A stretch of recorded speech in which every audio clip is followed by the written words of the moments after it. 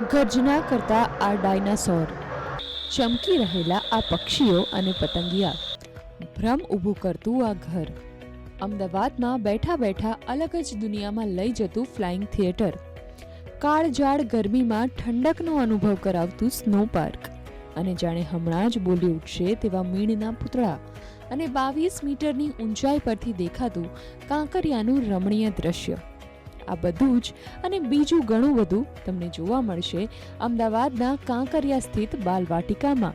Ahmedabad municipal કોર્પોરેશને 68 વર્ષ બાદ બાલવાટિકાનું renovation કરવાનું નક્કી કર્યું. પીપીપી ધોરણે 22 કરોડના ખર્ચે તૈયાર થયેલી બાલવાટિકામાં તમને અલગ અલગ 28 પ્રકારની એક્ટિવિટીઝ કરવાની તક મળશે. ભૂલકાઓથી માંડીને મોટા બાળકો અને તેમના પેરેન્ટ્સ સુધી બધા માટે આ બાલવાટિકામાં કંઈક ને કંઈક છે. 8 મહિનામાં રિનોવેટ થઈને તૈયાર થયેલી બાલવાટિકા એપ્રિલના અંત સુધીમાં લોકો માટે ખુલ્લી મૂકી દેવાશે. એએમસી દ્વારા જલ્દી જ ટિકિટોના દર પણ નક્કી કરી દેવાશે. પછી શું?